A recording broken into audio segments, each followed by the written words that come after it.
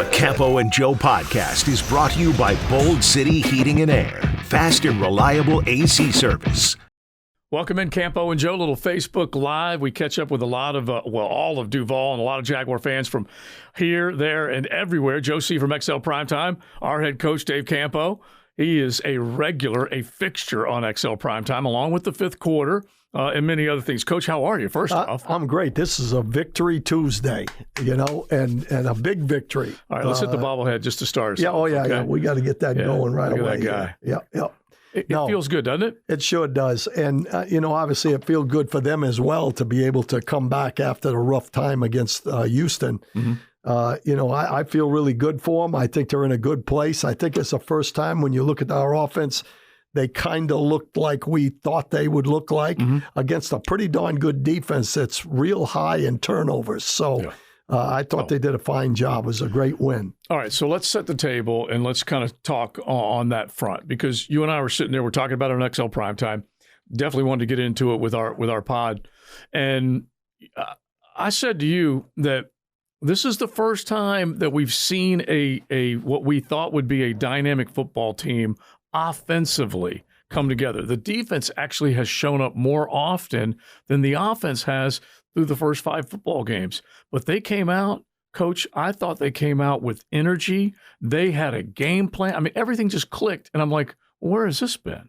It was nice to see. Well, and that's, I think it's actually even bigger than that from the standpoint that I thought they played complementary football all 3 phases. And I think that's a real important thing. But when you look at the offense, they don't have the 2 fumbles, and it's a 30-point game. Mm-hmm. And that's what we're expecting from this football team. Exactly. That's what everybody's looking at. Yeah. I think they got the Ridley situation figured out. I think Ridley is a guy that you want to go vertical with and run outs because he can come off the ball full speed and stop on a dime, and that's the best thing Trevor throws, and that opens everybody else up. I felt like when you're looking at this game, and I was probably just like everybody else, I go into this game, I'm like, okay, there are a couple of things that I can see as positives.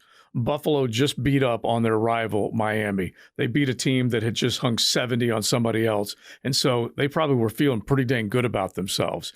They said, hey, now we're ready to be at the top of the AFC. We're going to go over to London. We're going to beat up on this team that we think we can beat up on. Well, guess what? They hadn't been to London since 2015, Coach. That entire staff had not traveled over there. That team had not traveled over there. Jacksonville, even though they had to switch hotels and all that kind of stuff, they were there, acclimated to the time zone, all that type of stuff. I thought it was a huge advantage for Jacksonville. Well, I think it was an advantage. And we said we thought that would probably be an advantage, but I don't want to diminish what they did in the game. No. But it helped. Because all I heard after the game was Buffalo whining about the time change and the field and everything else.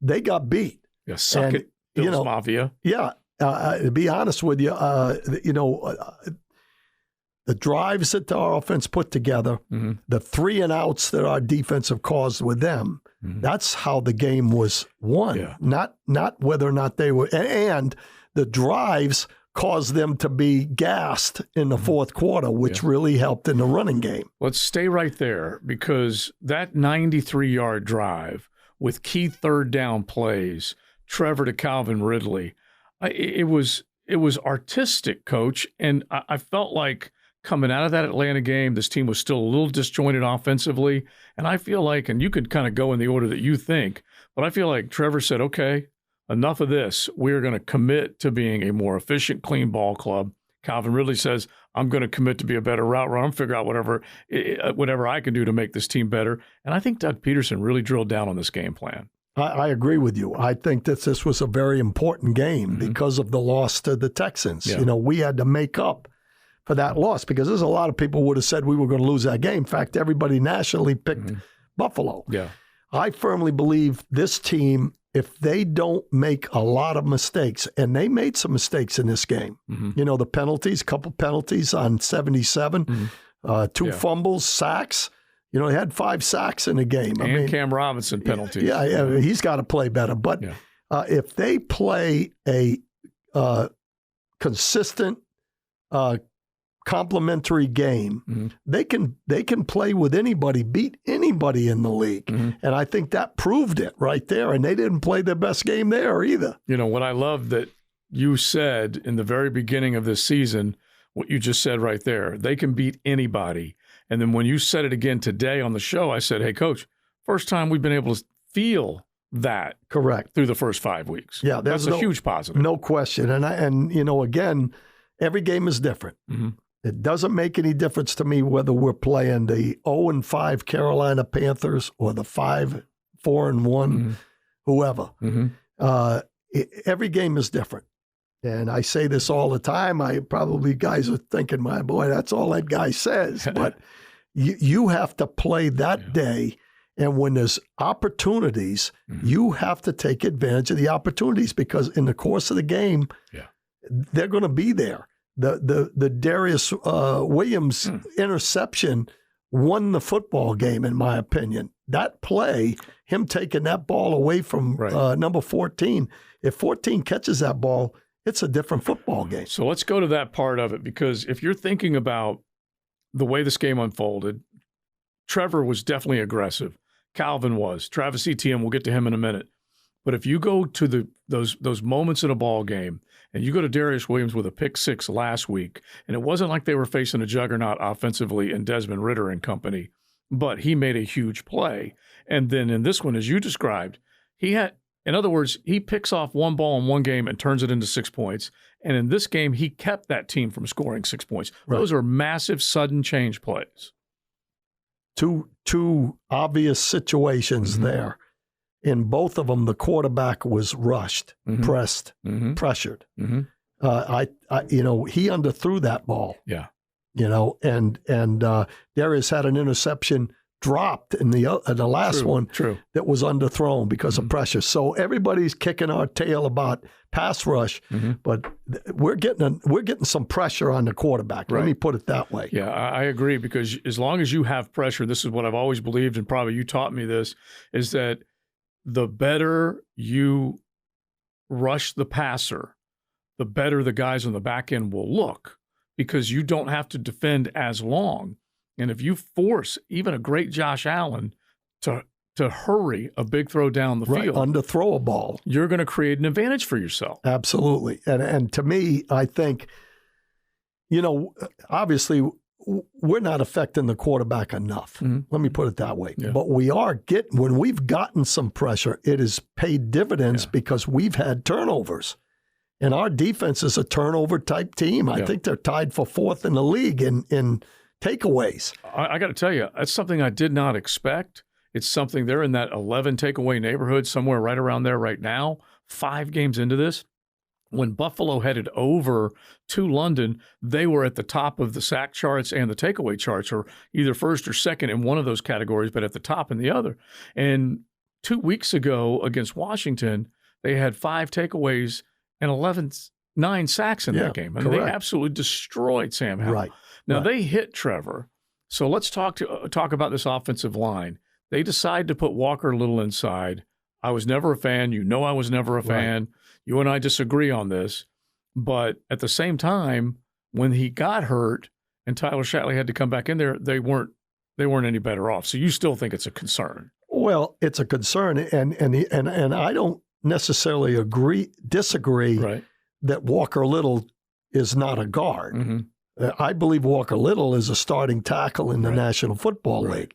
But to get the best guys out there, in my opinion, they had to make that move because, first of all, you're paying the guy at left tackle, a lot of money. And he just came off the 4-game suspension. And to be honest with you, they didn't pay him that money if they didn't think he did a good job last year. Right. So the struggle is at the guard position as far as the pressure on the quarterback inside. Right. And I think they made that move out of necessity because of who the guys they had at left guard. Barch was struggling, coming off injury. Shatley is an adequate backup. Not a great backup. Yeah. And he did not play that well when he came in. So I can understand why the move was made. Now, whether or not it's the right move. I don't know. I think when he comes back, I think it's going to depend a lot on how those two guys are playing between Shatley and Cam Robinson to make a decision. All right, so let's just update people real quick. If you haven't heard, the diagnosis coming out of the MRI with Walker Little was that it's an MCL sprain. Now, we don't know to what degree. We don't know how severe it is, but they're marking it at basically a month. It could be as long as a month that he's out. Now, Mia said on our show that she feels like Walker Little is going to try and play next week. Probably not this week, but the following week, which would be massive if he can do that. The Campo and Joe podcast is brought to you by Bold City Heating and Air. Fast and reliable AC service. But this goes back to, the fun discussion that we have is that Walker Little, I believe, is built as a tackle, which means he's ready to defend to the left if he's playing left, defend to the right if he's playing right. You go interior and you got guys, big bodies on you immediately from both sides. Yeah. And he is a taller man. And I think it puts him at a disadvantage. I was just going to say, you got to bend more in there. I think it puts him at a disadvantage. And I think if you watch that play that he got hurt on, he got knocked backwards. Mm-hmm. And that's not because he's not strong. That's because he was too high. Right. So that is a concern. I mean, there's no doubt about it in that situation. But going to Mia's deal, if he's talking about playing a week from now, he's talking about playing guard. He's not talking about playing tackle. You're not going to. I'm advising against. You're going to count. Yeah, you're going to count our left tackle. Yeah. Being better next week based on a second week. He only had 2 weeks of practice after he couldn't practice the first 2 weeks of the suspension. So you're hoping that was a little bit of rust that can be cleaned up because he didn't play that well. And I do think that out of all of this, Doug Peterson, which I do believe had a firm hand on the play calling and game plan, not saying he took over play calling, I'm just saying he had a firm hand in it. He was going to make sure this game was well constructed with play calls. But you now have seen a football team that at the very least has handled their business a bit better at the line of scrimmage. They're running the football better, which we'll get to, and we have a moving pocket, and we have a Trevor Lawrence that's kind of operating on I got to get the ball out quickly, but I also got to get the ball out to the right guy and accurately. It's all starting to work right now. Absolutely, and I think we've got one tough cookie at quarterback because he will take a hit. He got rolled on that one coach. Yeah, I mean, and I'm sure he's hurting a little bit today. Yeah. Which it's okay because they're off. You don't have to, he can watch a little film. Right. But he's a tough guy that makes the throw he made, the best throw of the day, in my opinion, was the throw he made to number 7. Yeah, Zay Jones in the end zone. Yeah, it was beautiful. There was a guy right in his face, and he knew he was going to get hit, and he made the throw. And to me, everybody was upset with the game that we had all those back of the end zone plays where guys didn't get their feet in. Those were inches away from great throws, just like that one was. Right. Guy makes a play. It's an inch too high maybe in another situation. So we're very, very fortunate to have him at quarterback. I can tell you that. We got a chance to win every game with him at quarterback. I love it. I love it because I look around and I'm not throwing darts at other NFL cities, but I'm happy that Duval has Trevor first off, and that they don't have that worry that will haunt football teams. Right. You take a look at Jordan Love. They say goodbye to Aaron Rodgers, an absolute Hall of Famer, and they said, "Hey, Jordan, it's yours." And he throws 3 picks on a Monday night in a big football game. And we can go on and on and on with the other question marks that are out there. But let's do 2 things here. Trevor showed just an unbelievable acumen, aptitude, accuracy, all those things. I like to call it AAA quarterback play because he did a lot of things well. But they made sure they got the run game going. 180 plus scrimmage yards from Travis Etienne. And folks were worried about whether or not he could run the football between the tackles. Yeah. They schemed it up nicely. Right. Well, first of all, he's one of the playmakers on the team, along with the Kirks and the Ridleys and the Ingrams and guys like that, Zay Jones, whatever. He's a playmaker. So he's got to get the ball. And I'm telling you, you have to be able to run the ball enough in the game, and you got to stick with it. Yeah. Unfortunately, our offensive line, I'd like them all to be Leon Searcy. Mm-hmm. That'd be pretty good. And when Leon talks about the game when he played, it was about run the football. We're going to knock these guys. Right. That's not this offensive line. This offensive line is a finesse offensive line. They're guys that can all pull. They're all athletes, including Brandon Scherf. He's a better puller than he is taking a guy on one-on-one. He's an old-timer, but he can run. Right. And so, to me, you got to stick with the run, and you got to find the run. It's not going to be every time they run the football. There's going to be some times where they lose a yard or two because they're going to have to hit the perimeter a little bit more with number one. Do you see them doing more of that, or just basically the same kind of recipe that they were working with on Sunday? That's going to be the recipe where you have the problem is 3rd down and 1. Okay. What do you do in 3rd down and 1? All right, dumb question, Coach. Why can't they run either a trap or a pulling guard play? They can, and it's a little bit different in that situation because all of the linemen in a short yardage period, including the outside guys, are trying to penetrate. Yeah. And sometimes when you try to penetrate, if you don't get a good hold on them, they're in the backfield. Yeah. So you try to run a trap or a pull or something like that, in the backfield, you got a chance for a loss. You're going to look silly. So my point is we're at a little bit of a disadvantage there because of how our offensive line guys are. I'm going to ask this question on XL Primetime. Don't give anybody this answer, but this will be a bold fact. I just want to stay on Travis Etienne real quick. 184 scrimmage yards. He now has, when you take a look at what he's done at Wembley Stadium a week ago when he had 162 scrimmage yards, and this last week, first player with at least 150 scrimmage yards in multiple international games. That is a bold fact. Do you know who else has those? There's only 2 other guys that has that type of stuff. One guy had 220 scrimmage yards. The other guy had 194 scrimmage yards. Fred Jackson.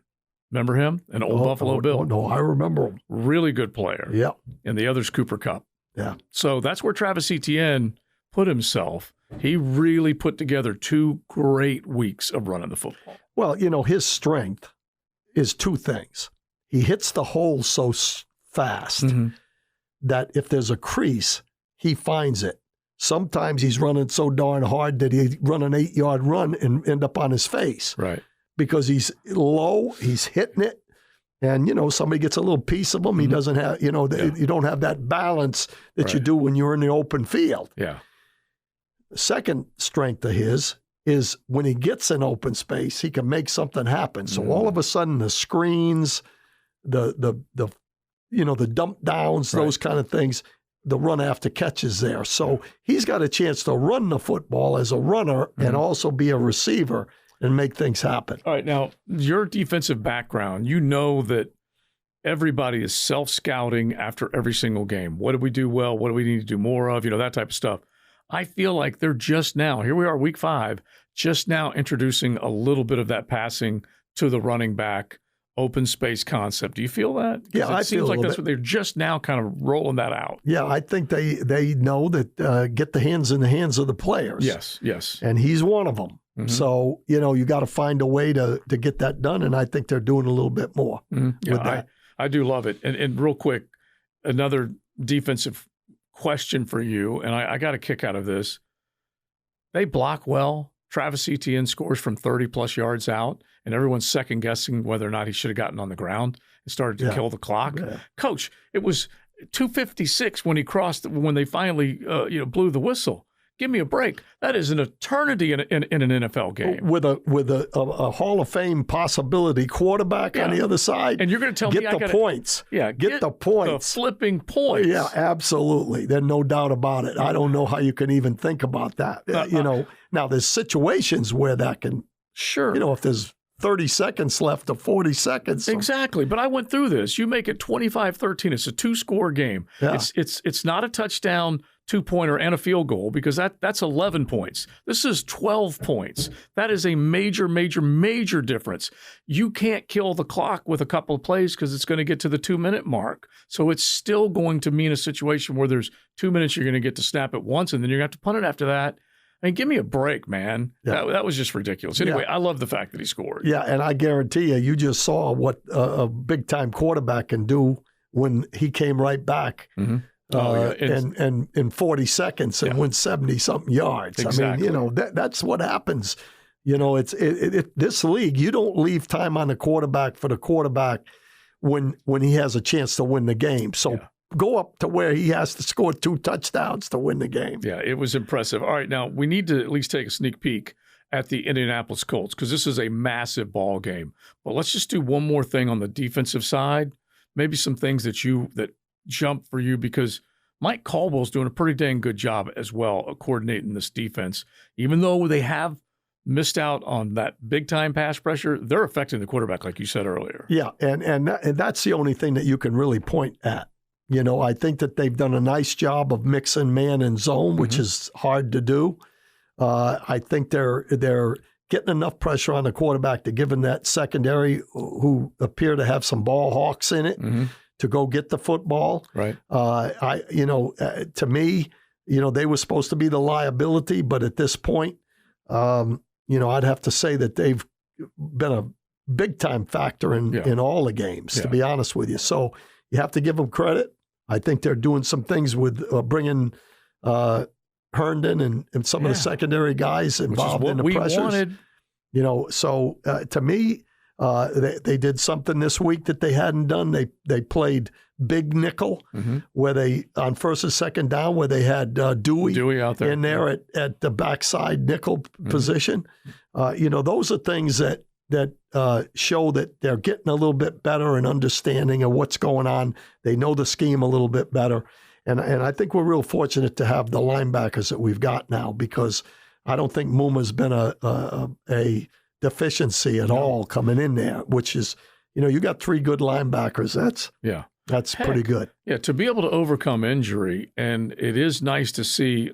Antonio Johnson was a guy that we were looking forward to seeing. Right. We haven't seen yet because of the hamstring. Right. And how about Angelo Blackson? Yeah. He's been a guy that has been inside, has been able to come in and immediately help them, has made a couple of plays for them. Yep. So I like that part of it. Yeah, I think they're able to go to a little bit of a rotation with the inside guys that help, and especially with Hamilton down. Exactly. That's a big deal, and I'm hopeful that Smoot's going to come back this week, possibly, or next week, but hopefully this week.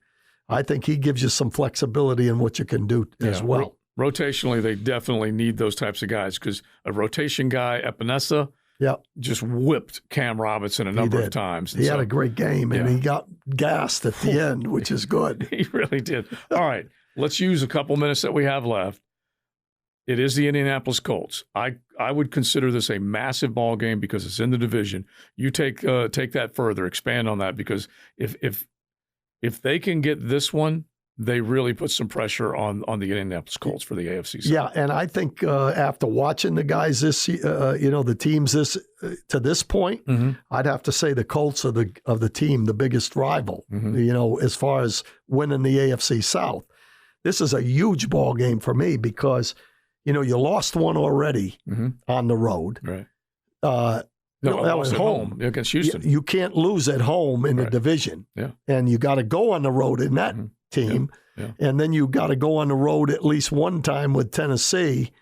You've got to win your home games. And to me, if they go 1-2 in the division right now and lose another home game, you might kiss that AFC South championship, goodbye. Yeah, and early. And here's the thing, people got to remember, you've beaten them once, you beat them twice. They have to have a full game up on you to win the AFC South, because you will own the tiebreaker. You don't want to get into a split, a 1-1. You especially don't want to lose the ones at home like you're talking about. Right. And look, I may be over the top with this. I felt like they would play very well against Buffalo. Wasn't sure they were going to win that football game. But I feel like they came out of, I'll do this comparison real quick, Coach. They came out of London last year doubting themselves. Trevor Lawrence pronounced that his play was not good enough. he was costing his football team important chances at wins. He admitted it. He changed it. The difference between that team that came back from London and this team that came back from London, I think this team's ready to maybe get up on a roll. Yeah, and I think it also is eating at them that they, in their mind, I guarantee you, every game's different. Mm-hmm. Okay, we talk about that all the time, mm-hmm. but to lose to Houston at home, was eating. I think that's still eating at them, I think that's a plus. And they know this is a division game. I'm looking for them to get better, and to go on an upward trajectory. Yeah. Thank you. I'm not an English major, but trajectory. I think they need to get on an upward trajectory, and I think they will. And just to kind of go on the heels of what you're saying, that it still ticks them off. They lost to Houston. Houston went to Atlanta, and that was a team that Jacksonville had just handled, and Atlanta beat them. Right. And just imagine, you beat them and Atlanta beats them. You hand them a couple of losses. Totally different deal. Yeah. This is how I had it designed. Yeah. I had it drawn up. They were going to run good. through the AFC South. I'm glad you have it designed. All I can tell you is every game is different. Yeah. Doesn't matter who you're playing. You better play that day. Yeah. And that's the key. As you said, those lines of scrimmage are still going to be tough on Sunday. Right. I think they have especially the defensive line. Mm-hmm. I think the front seven. Yeah. I said that I didn't think that Kansas City's defensive mm-hmm. front was as good as Indianapolis's after the first ball game. Yeah. And I still believe that that's a strength for them. Now, their secondary, mm-hmm. different story. If we can block them up, run the ball a little bit, mm-hmm. Their secondary can be hurt. Yeah, and we have some guys that can do it. Right, because you saw Trevor going downfield with those guys this last go-around. Right. All right, we had a great time. Campo and Joe, we appreciate everybody hanging out with us, especially on Facebook Live or wherever you find the podcast. We will do it again next week, and I'm telling you, let's get on a dub streak, Coach. Yep, absolutely, and let's get those bobbleheads moving. Get ready for the win. We'll talk to you next week. This presentation of the Campo and Joe podcast is brought to you by Bold City Heating and Air. Fast and reliable AC service.